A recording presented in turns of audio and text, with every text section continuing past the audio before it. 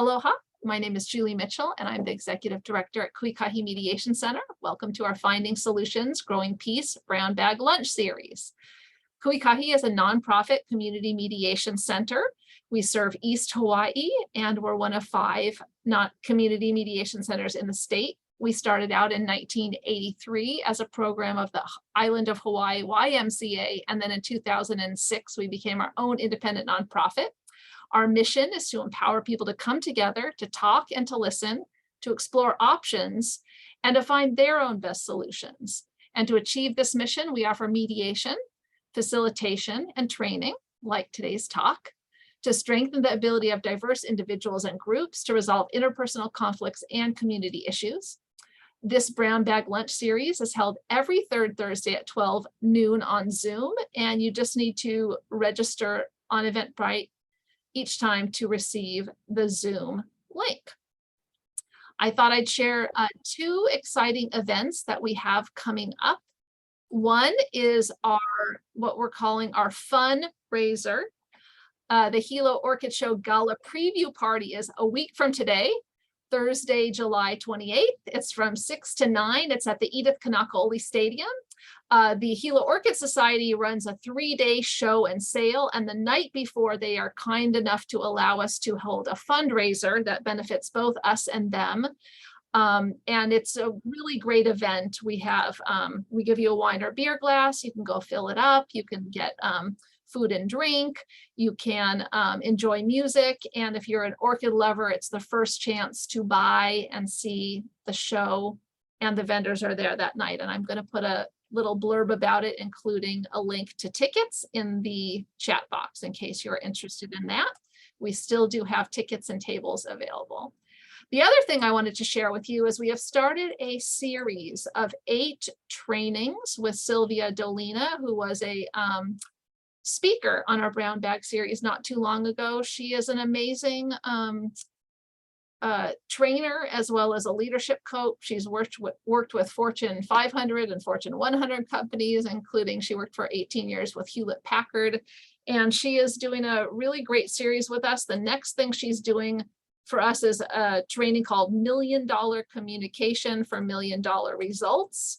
That will be on Friday, August 12th at UH Hilo, who is partnering with us on it. So if you happen to work for UH Hilo, you could go for free.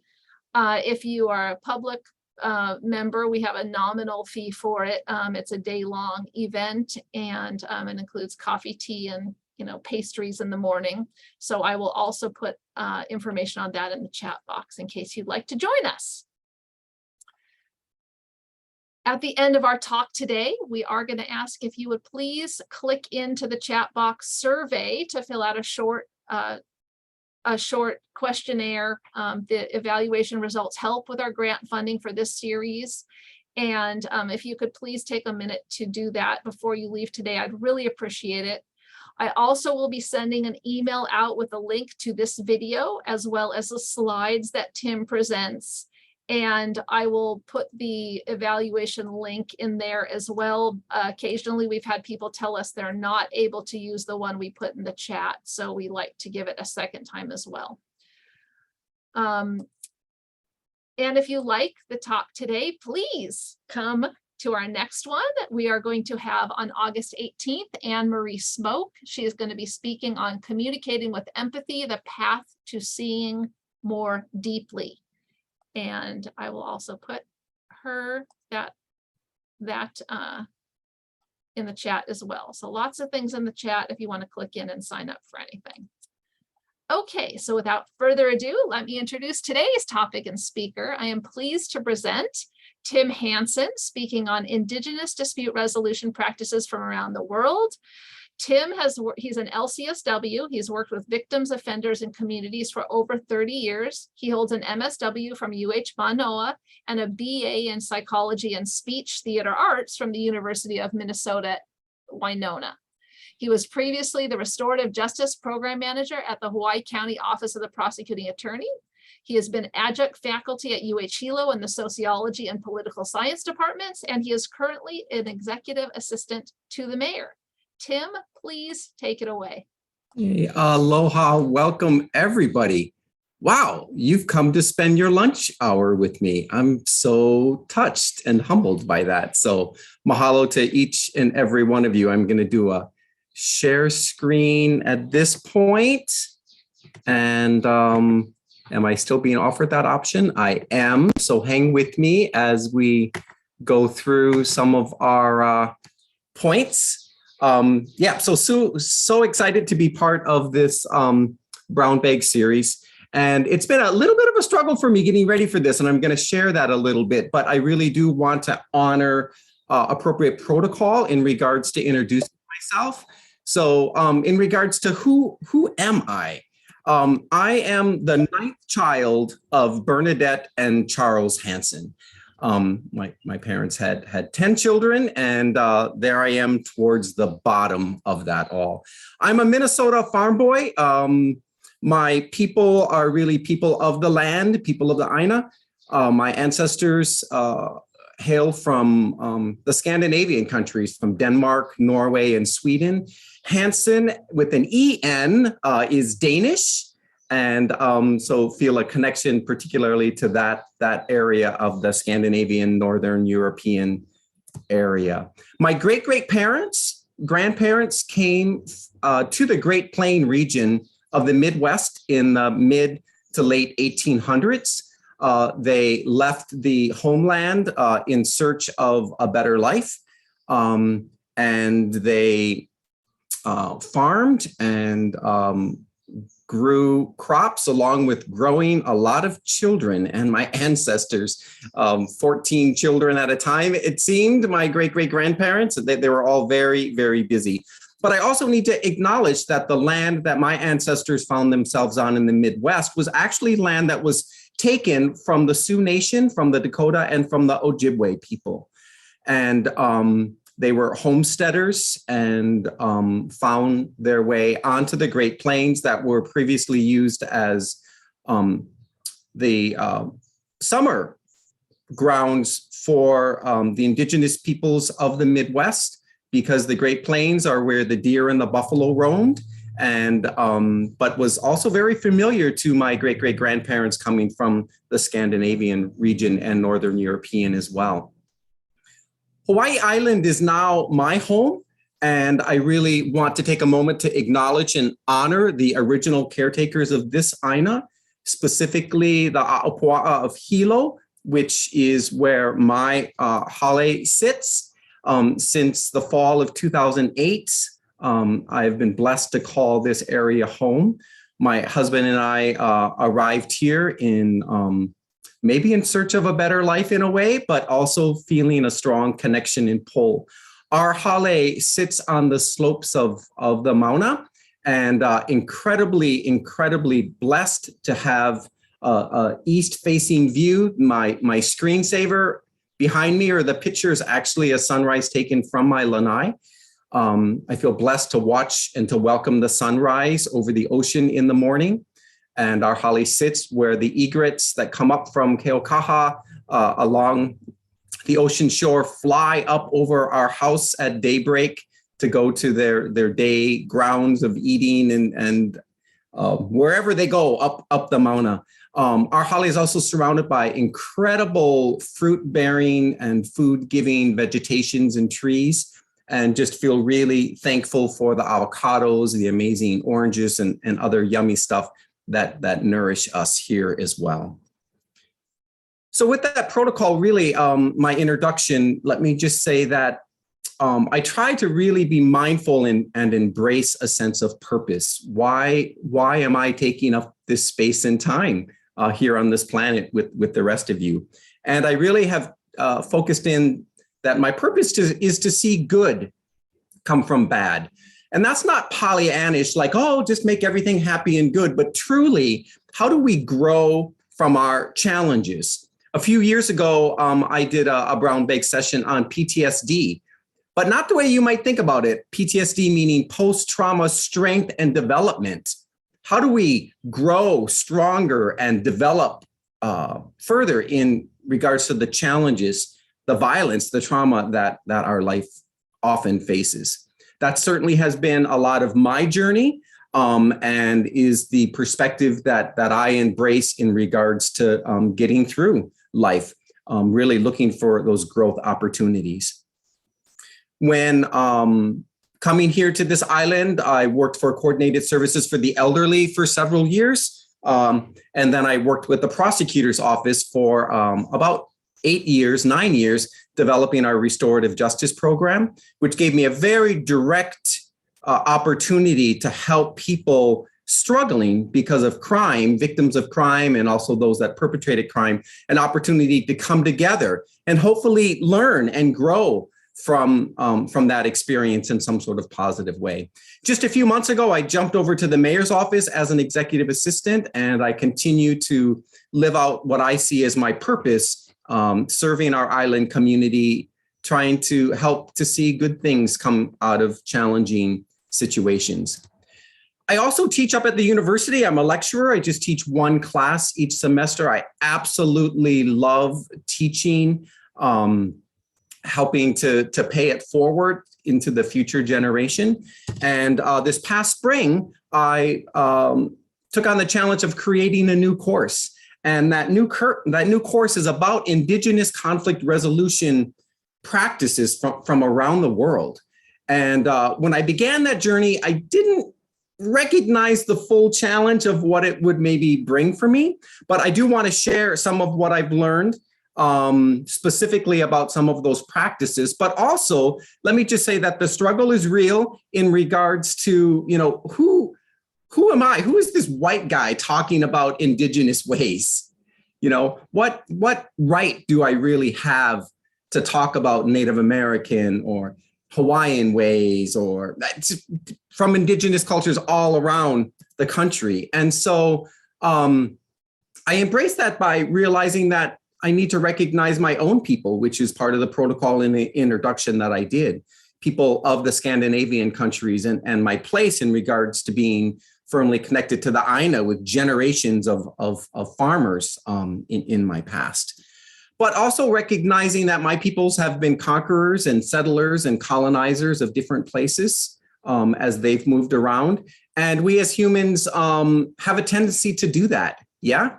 So even as I tried to go back and try to understand the Indigenous ways of my Danish ancestry, it was a challenge. Why? Because the Vikings certainly were conquerors and colonizers of the Northern European and the Scandinavian countries.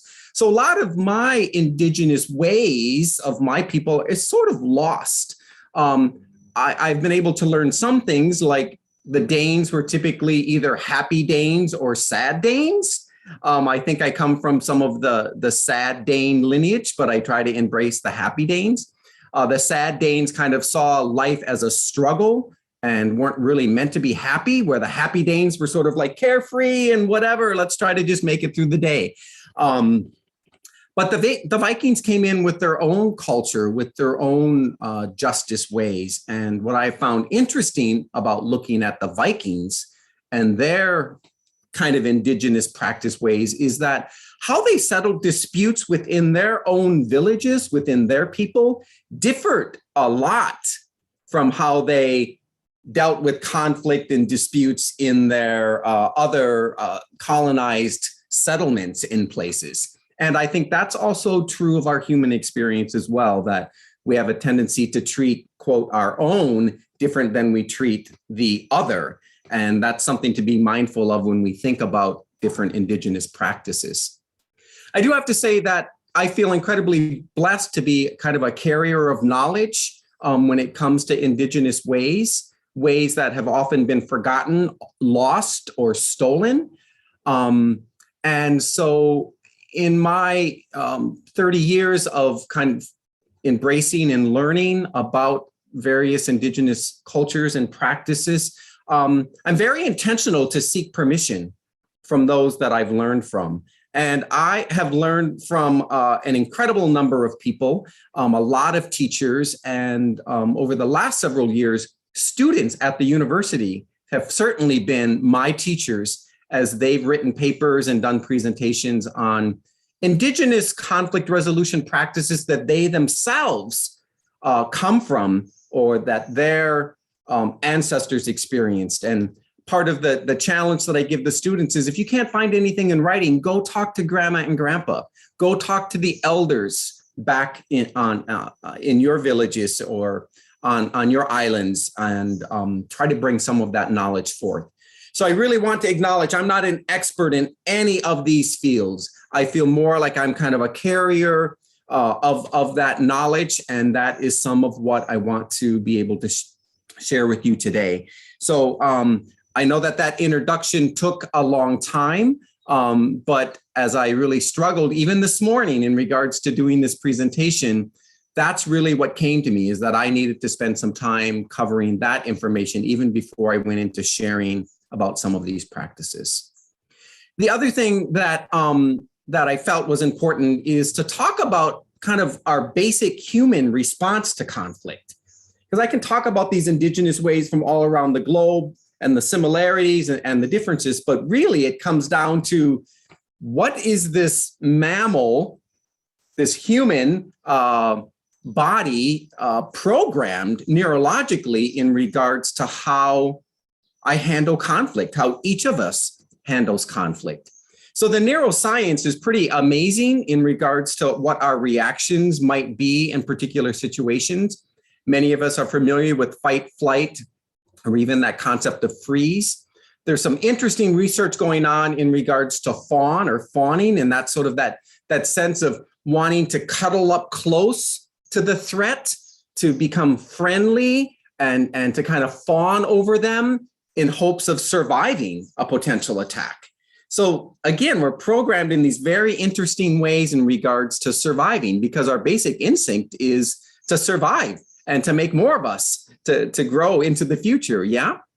So if you think for a moment, do you have some ideas about how you yourself react to fear, or when you're startled, or when there's a sense of threat? So we have a way that we react, even kind of unconsciously, that initial reaction.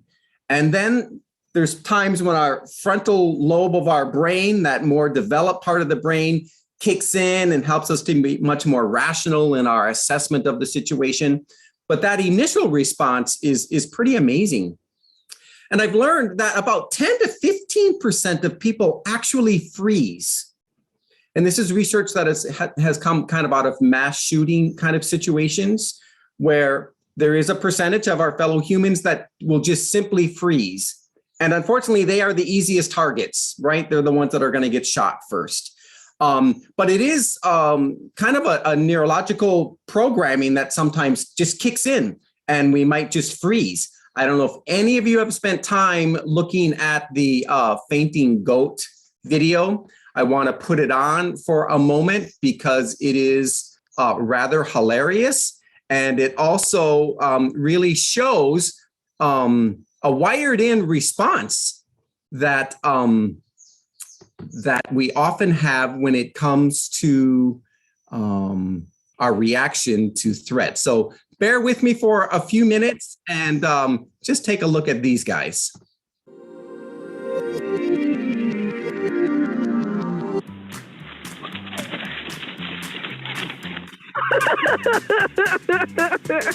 It's okay, boo. It's okay, boo.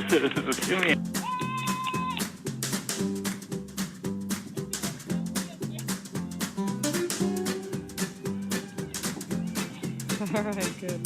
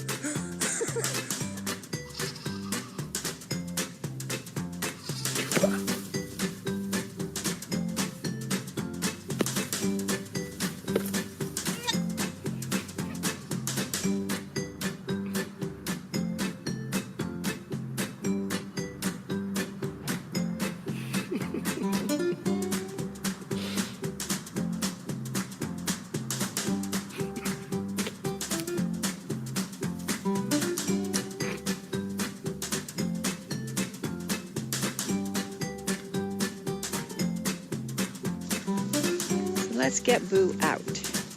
Come on, buddy. Scoop. And there he goes. Okay, bud. Shake it off. You can do it. Up you go. Good job. Let me assure you that no animals were actually harmed in the making of those videos.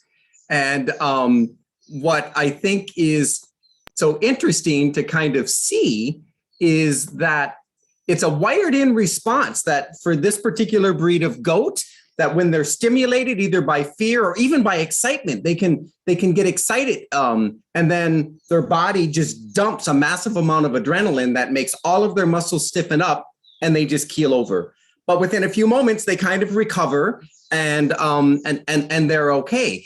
You might have noticed with a few of the goats, the tail goes up. And what's interesting, and part of the research in this kind of phenomena of the freeze, and we as humans sometimes do this if we get into a freeze, is that our bowels will open up and defecate. And that's part of a survival mechanism as well. Because if the predator sees us as dead or smells us, then they might just walk away and move on to somebody else, go chasing after someone that's actually moving. So just again, there's a lot of interesting research in regards to our human neurological wiring that is part of our instinct to survive. And so moving into thinking about different resolution practices, it's really about what do we need to feel safe or to be safe in order to be our best selves, in order not to pass out, in order not to have a fight reaction, in order not to flight, not to just take off and say, whatever, see you later. How do we stay engaged? How do we truly commit to working through our conflict or the difficult decision-making that might be in front of us? And some of how I framed what I've looked at is that often we look to a person or to people, or we look to a place, or we look to a thing that helps us to be safe or to feel that sense of safety in order to be able to work through some of the conflict. So keep in mind person, place, or thing as I now sort of move in to some of the practices that I want us to take a look at and consider in regards to Indigenous forms of resolution or a dispute resolution or apology or negotiation. Charles Darwin made this quote that, you know, everybody thinks the survival of the fittest means that it's the strongest person or the most intelligent. But really what he meant is it's the one that's most responsive to change. And what that says to me is that we are a people, our ancestors have survived through the human evolution so far because we have the ability to change. And believing that and knowing that means that we have that possibility of coming together to change our attitudes about one another, to change our perceived understanding about a particular situation. So I find a lot of hope in Darwin's statement that we're the survivors of the human species so far, and that's because we have the ability to change. So let's try to embrace that. These are some of the practices that I want to talk about briefly today. And there's lots more. I've had to hone down on some of these. And let me also acknowledge that we as humans have a number of ways of responding to conflict that are not positive. We burn each other at the stake, we hang one another, we have dismemberment, beheading, stoning. But I don't want to concentrate on any of those. I want to acknowledge that that is part of our human experience as well. But what I'm looking at are ways that we can pull some of this wisdom moving forward to maybe help and inform some of the conflicts that we find ourselves in today.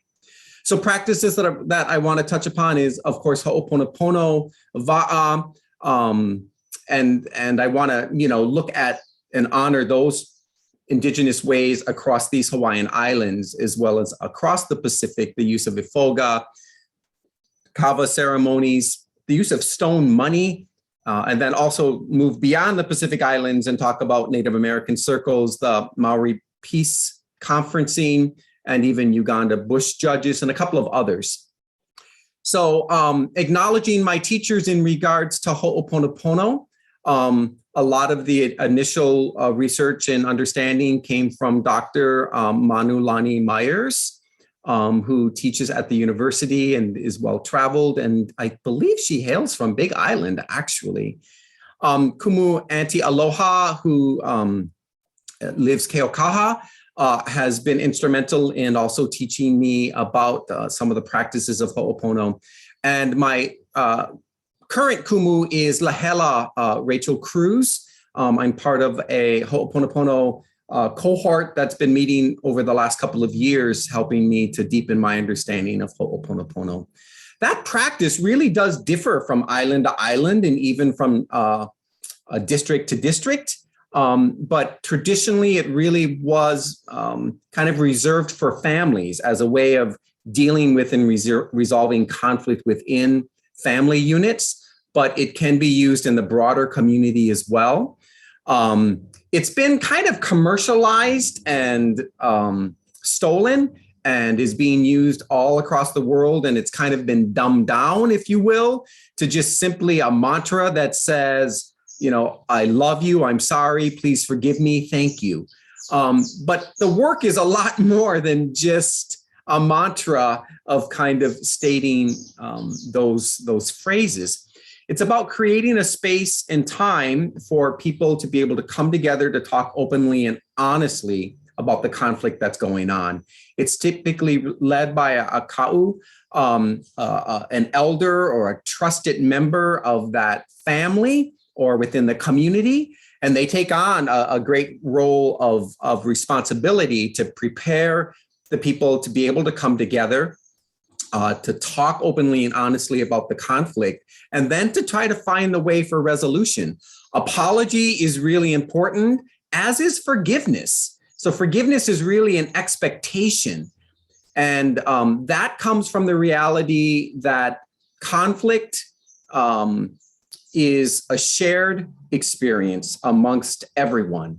So whether you are the one causing the conflict or the one receiving the conflict, we all play a part in it. So we all need to be about accepting responsibility. And part of that responsibility is forgiving and moving on. The summary of a Ho'oponopono at the end after shared, well, before the shared meal is really to say, this is POW. We put this behind us. We will never talk about this again. It's done. That's it. Now we all move on. And so that's just a little bit about Ho'oponopono. And again, I'm just doing a sprinkling on this. There's lots of information and resources that you can go to of course, learn more.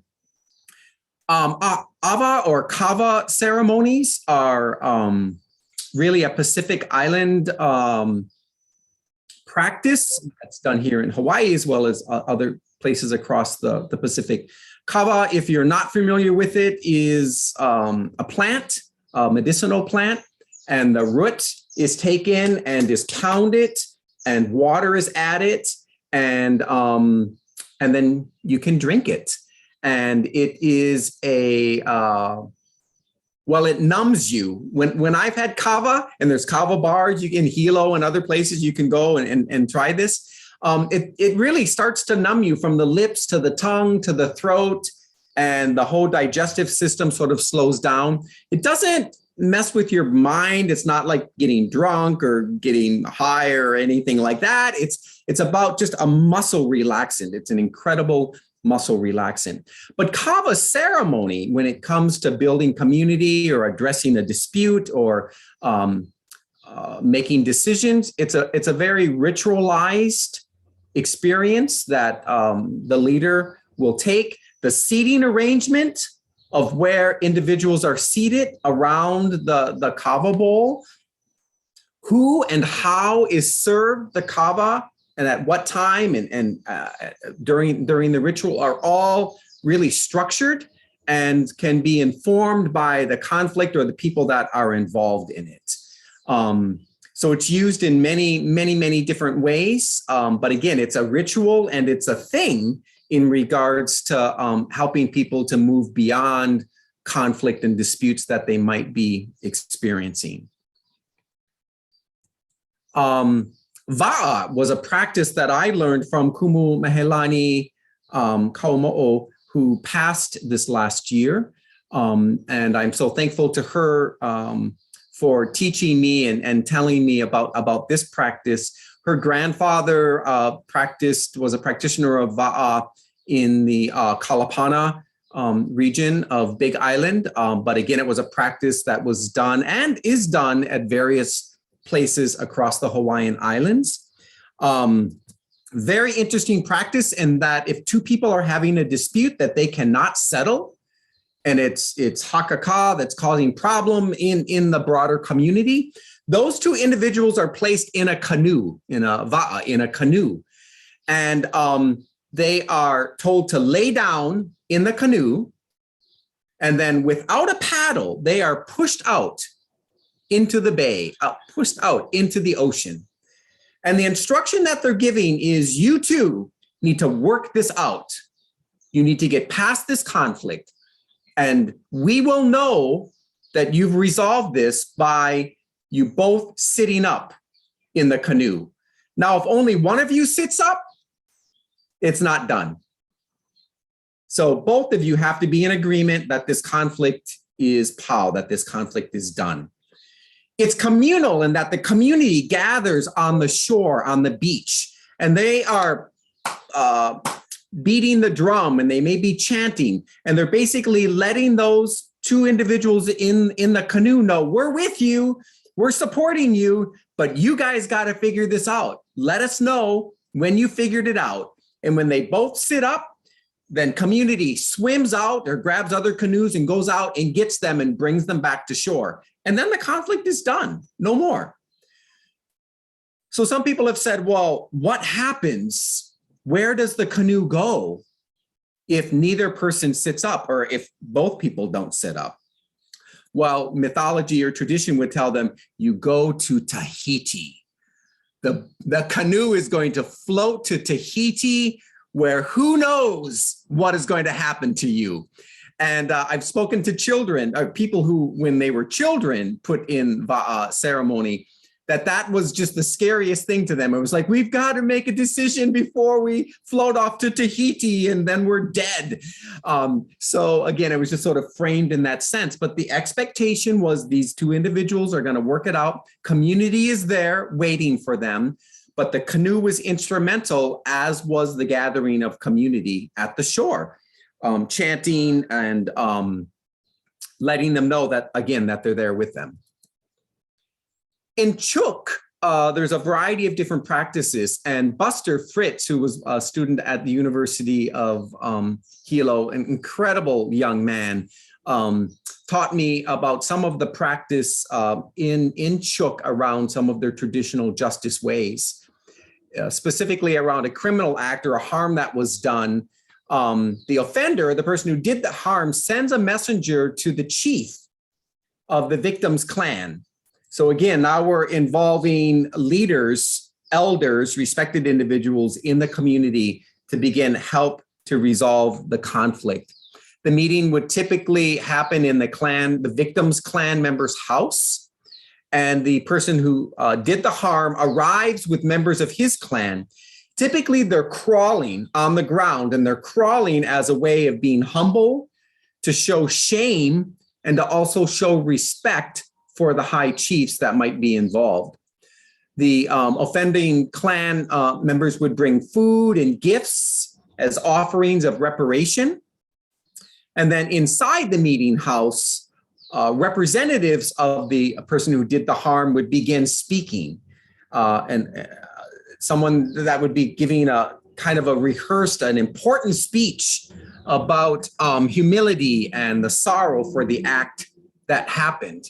And the offender then is expected to speak and to give apology and to also be humble and to ask for forgiveness. And then in the end, it's up to the chiefs and the counselors to either accept or reject the apology and the gift. If it's rejected, then they set up another meeting and the whole process sort of begins again. And so it's interesting that it's very much a community sort of event and practice that certainly involves food and reparations. I was shared that a specific incident that happened in Chuuk that Buster's grandparents told him about was that a young man from a neighboring clan came and got into a fight with another young man, and he was stabbed. And so the reparations and the result of this practice, this indigenous way, the verdict, if you will, or the sentence or the outcome was that the young man that had injured the other man had to come and live in the victim's village for the harvest season, because the understanding was the person that was stabbed and harmed wasn't able to fulfill his communal responsibilities of harvesting and preparing throughout the season.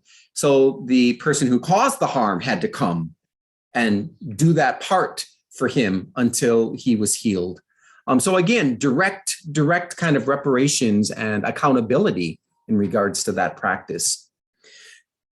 Amazing use of stone money in Yap. Now, some from Palau would say the Yappies stole the stone money practice from us, but we're not sure exactly where it maybe originated, but a lot of the research indicates it was in Yap, one of the Polynesian island.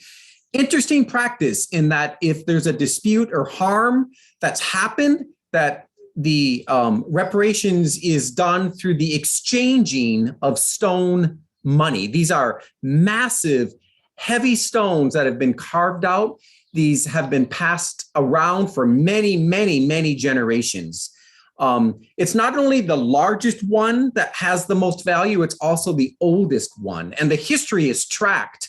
So they know where that stone has been. What's interesting also is that if there was harm that was done between two individuals from different clans, that in order to transport the stone money from one group to another had to be a communal experience. So members of the clan had to get together, members of the village had to get together, and the stone money has a hole because a pole would be strung between that. And then everybody would need to get together in order to relocate that stone money to another village, to another location, to an individual's home, if you will. And so again, it's a practice that is symbolic. It involves a thing in regards to the stone money, but it also involves people, because members from that offending family or clan have to be welcomed into the property area, if you will, in order to deliver the stone. So again, apology, reconciliation, accountability. In Samoa, there is a practice called Ifoga. And some of you may be familiar with that. Douglas Leta was a student of mine, and he also was a talking chief for his clan in American Samoa. The practice of Ifoga is really an apology practice where a fine woven mat, as you see in these pictures, is placed over the person who caused the harm, over the offender, if you will. They have to present themselves to the individual, to the family, to the clan that was harmed, that was injured, whose loved one was murdered, or the theft happened at, or whatever. And the understanding, and these fine woven mats are considered very valuable. And so the person presents themselves under the woven mat, and they are committed to staying there until their apology is accepted. So whether that's an hour, whether that's 6 hours or 12 hours or a day or 2 or 3 days, they have to stay there that entire time. Ancient tradition with the process of Ifoga actually means that the person who was offended or harmed, or that clan, can actually go and beat that person with sticks and with stones. That isn't so much the practice now as much as it is the symbolic way of presenting your whole self in accountability and in apology. When that apology is accepted, then the mat is taken up to expose the person. The victim or the community that was victimized gets to keep that mat. And then the clan member of the person who did the harm arrive with food, and there's a big meal and a big celebration in order to put all of this behind them. So again, I'm simplifying to kind of put all this out there in a way that goes much deeper, and there's a lot more that's involved. But that is the practice of Ifoga. That is certainly still practiced now and is actually codified in law in Samoa, that along with the Western traditional justice system, Ifoga is often still part of that process of reconciliation and accountability. A couple more that I'll touch upon. In Timor Leste, there is an indigenous practice that Paul Marto Pinto, a student from Timor Leste, taught me and shared with me. And that traditional justice involves an umalulik, which is a sacred house, and an umalisan, which is a house of justice. And so here's an example of where the sacred house and the house of justice are built next to each other in a village area. They're connected via a little bridge that you see between the two.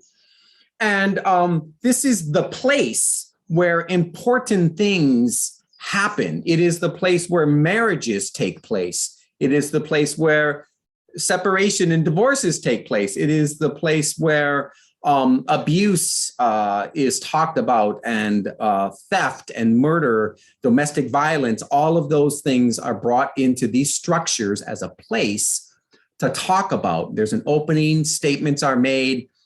There's also a person or the leader of the village, which is a respected person that's going to help lead this process along. And once again, how interesting that at the end, it's a shared meal. They're all going to break bread together. They're going to be reconciled together, but it's the place and the process that helps to resolve the disputes. In the Philippines, there's a practice called Barangay, and Harris Ubere is a student that just this last semester introduced me to this particular practice, which I'm really excited about, and I'm trying to learn more about. But Barangay is used to help facilitate different mediations or conflicts or arbitration. It is part of the structure of the community and of the justice system, so that there are 46,000 different barangay captains, and each of them have a council. And those council members are elected by the community. They're designated and elected by the community. And the barangay are used to resolve lower level disputes, basically trying to keep lower level disputes and crimes from moving into the broader criminal justice system. So that it's kind of codified in regards to the structure of things really interests me. And I think could be a pathway into other cultures to hang on to their indigenous ways before and instead of moving into the Western criminal justice system, if you will. Last couple that I'll touch upon, because I want to leave a few minutes for comments and questions as well. But the Maori people of New Zealand, the indigenous peoples of New Zealand, have an incredible practice called conferencing, where they recognize that when conflict happens between two people, it's not about those two people. It's about their whole families having conflict with one another. Because if I've insulted you or I've harmed you, that means I've harmed your entire family, and my family needs to be represented as well. So it's this sense of bringing family and support people together. They gather in the traditional lodges as a place where it's expected that your best self is called forth in regards to helping to resolve the conflict or making major decisions. It's very much the same in other indigenous practices where there's a place that's set aside. For Native Americans, the place isn't a set structure as much as it is the practice of circles. So when people gather in a circle, there's an expectation about being your best self. My main teachers about Native American circles are Harold and Phil Gattensby, who are from the Tlingit First Nation in the Whitehorse region of the Yukon. Also Barry Stewart, who was a magistrate judge who would fly in to that region to hold court. And at one point, these folks realized this isn't working. This person, Barry talks about, he would literally wear a big white robe and put on the white wig and then go into the tribal community and make them clear out an area so they could set up a courtroom. And he realized after a few years that this was ridiculous. Like, this just made no sense. And the tribal leaders were like, oh, are you ready to learn about our way? Can we teach you about circle and about what we've used for generations to resolve conflict? And thank goodness Barry was open to that. And it was really then the Tlingit tribal community that began to share that wisdom of circles across the globe. And I've been so honored to learn about that practice of circles. Hollow Water Indigenous First Nation community in Canada used circles to resolve conflicts of incest and sexual abuse. So the capacity of circle to be able to really deal with trauma and harm in communities is really, really powerful. In circle, a talking piece is passed around. Native tradition teaches that if you're holding an eagle feather, you cannot lie. So there's not only the place of circle, that there's the presence of the elders, it's also about a thing, an object. And eagle feathers are passed down amongst families for generations. And so the belief is, if that's put into your hand and it's your time to speak, you best speak nothing but the truth. So that can be very powerful. As I'm wrapping up, let me just say that Vivian Burchal Kubusinge has been instrumental in teaching me about an indigenous practice in Uganda, and that is the use of bush judges. Vivian's mother is a bush judge. Is she elected or appointed into that position? No, but she's a respected elder in her tribal community, and she gathers people under a tree that's significant as a place. They gather, they talk about the conflict, and then they make decisions about what needs to happen next. So all of these practices that I've referred to, hopefully you're getting that it's about people, place, and things, objects, but it's also based on a lot of common core values about engagement, dialogue, not separating people and having attorneys talk through their stuff in a courtroom, but really engaging with one another, talking, listening, honesty. It's about looking forward to resolve the issues, believing that we can change, to learn and move forward. And it's about leaning on the wisdom of our elders, not excluding them, but truly bringing them into the process. The Indigenous worldview reminds us of our interconnectedness. That bumps up against and challenges the Western concept of ego and individualism, yeah? But that worldview that we are all connected, our destiny is connected, our paths are intertwined. We've got to try to figure this out. And the value of something greater than the individual. And I think in the Western framework, it's about democracy and perhaps valuing the Constitution as an agreement in regards to a social compact of how we're going to be together. It's a belief in something greater than ourselves, whether that's a spiritual being, whether it's another person or a place or those things. And again, it's about valuing and respecting our elders as the holders of wisdom that have the experience to be able to move us forward. And finally, it's about food, because we need to sit down and break bread together as well in regards to resolving many of our conflicts. I want to always learn and to hear more. If you have practices that you're familiar with or any corrections to what I've talked about, I really, really do welcome that. And with that, I'm going to be quiet and invite any comments or questions that you might have. I'll put up this last slide, which is my contact information. as a way of being in contact with me. But Julie, I'm going to hand it back to you to see if there's any particular comments or reflections on what I've had to share. Thank you so much.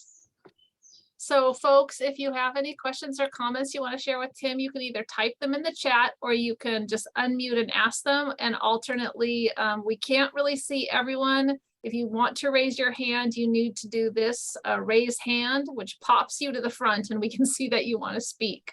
So, so please do let us know if you have anything you'd like to say. And I see Ben there, and I'm also going to go ahead right now and put in the chat box the feedback form for you to give us your thoughts on today. So I'm putting that into the chat box right now so that you can help us out with that. Okay, Ben, what would you like to say or ask?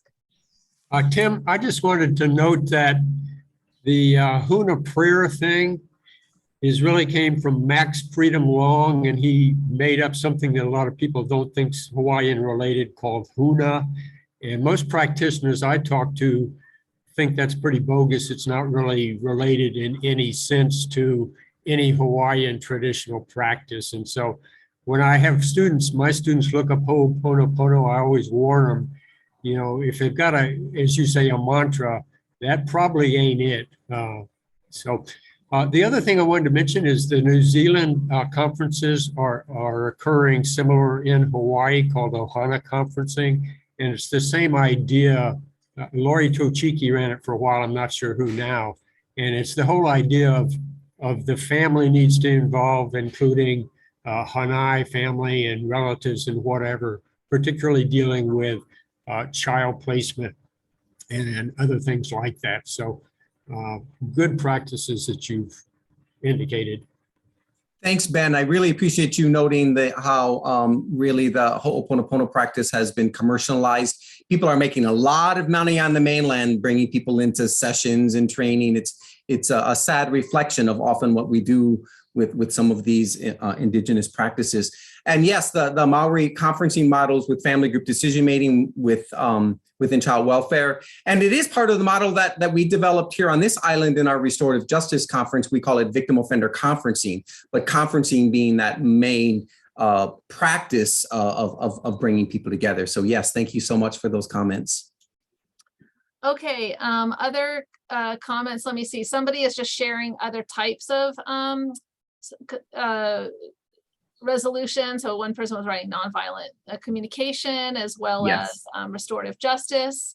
Lots of people are thanking you for a fantastic or amazing job.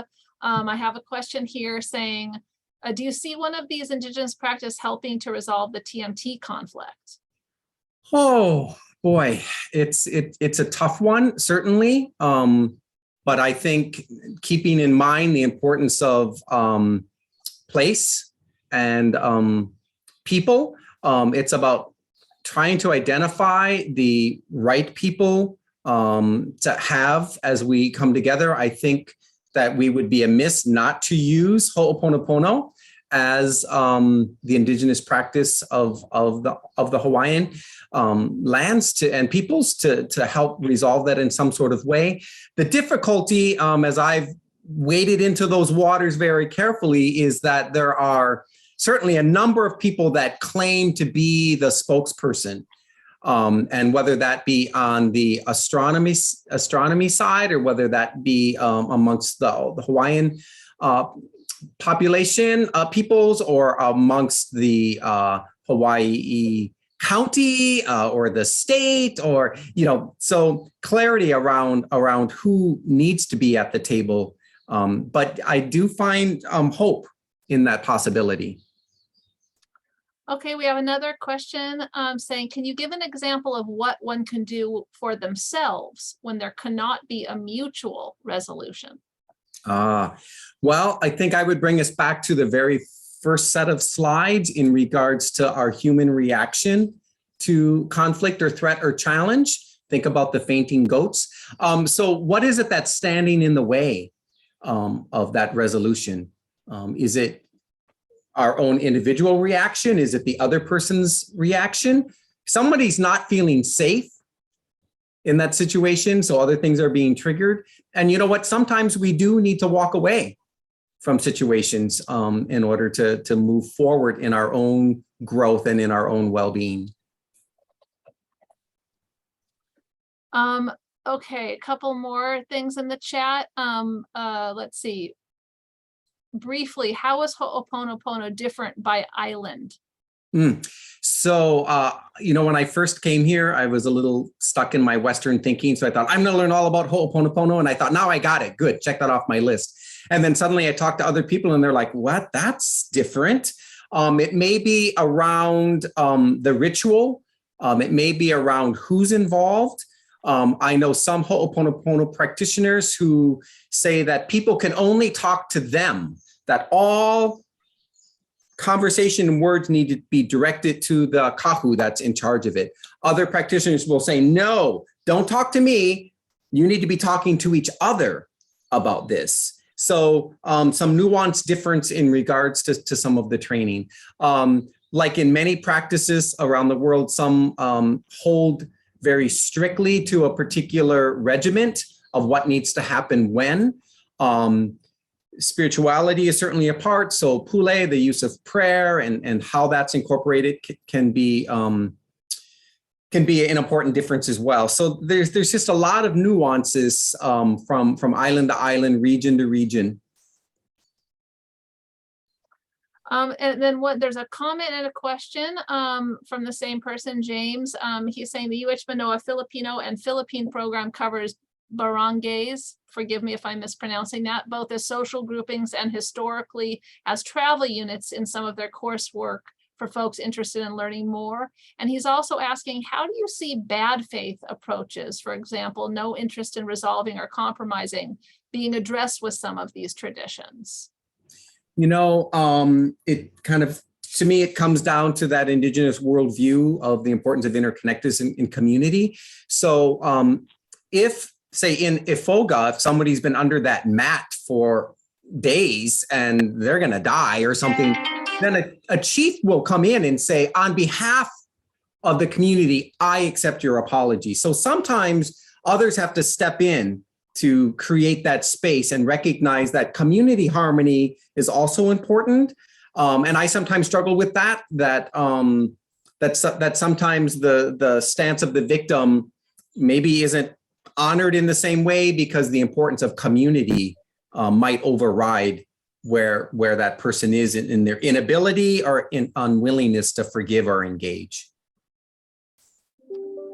So thank you so much for coming today, and let's all give a virtual Zoom round of applause for Tim today. Thank you so much, Tim, for sharing your mana'o with us and giving yet another informative talk. Thank all of you for coming today. We are interested in your thoughts. I've put the link several times in the chat for our survey. If you are interested in being a speaker or have an idea for a speaker, please let us know. And we hope to have you at our next talk. I've also put that in the chat. Check your emails in the coming days. We will have the slides and the video link, and mahalo, and see you folks next month. Thank you so much. Mahalo, everyone.